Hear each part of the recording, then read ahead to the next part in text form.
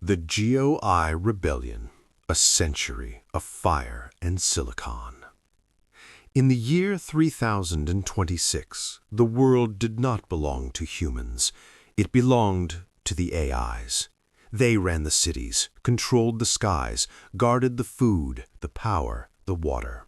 Humans were not extinct, just managed, contained, observed. But there were whispers of a resistance the machines had never fully erased, a name spoken quietly, carefully, like a secret too dangerous to say out loud. GOI, the government of infiltration. That's where Gary and Street came from, and that's how they found me. The baby in the broken hospital. August 24th, 3026. A hospital ruin at the edge of a forgotten sector, burned walls, melted machines, silence thick as ash. Then, crying. Mine. A baby, alive in a place where nothing else was. The AIs had purged the building years ago. Nothing should have survived. But I had. Gary and Street didn't understand why. They only knew one thing. I mattered.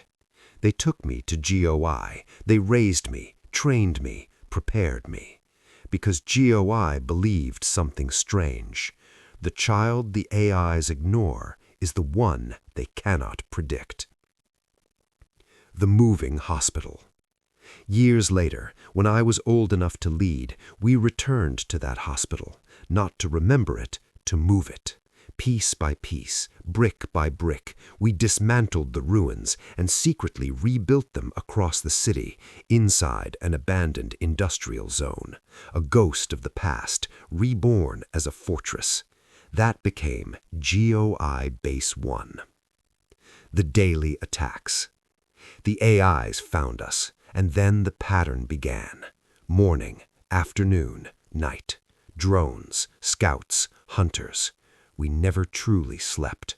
So I hired 2 men to help us hold the line. They were known only as the Etons. Silent, precise, fearless. And strangely, every night at 1 a.m., the AI patrols retreated. And at 2 a.m., the Etons slept. No one understood why, but we were grateful for the quiet. The AI Zoo. July 19th, 3026. I was patrolling a sealed containment sector we called the AI Zoo. Most captured machines were inert. One was not. I heard a low mechanical growl behind me. I turned. An AI lion, steel muscle, red eyes, hydraulic legs, ready to pounce. I froze. I knew I wouldn't survive. Then something slammed into me. Eton. He shoved me aside as the lion leapt. Its claws tore through him instead. Gary and Street destroyed the machine seconds later, but Eton was dying. I tried everything, injectors, nanopatches, tools we barely understood. His breathing slowed. He looked at me and said, "You're the reason they can't win." And then he was gone. What changed that day? We didn't just bury Eton. We changed. We stopped hiding. We stopped surviving. We started planning to take the world back. GOI was no longer a resistance. It became a mission.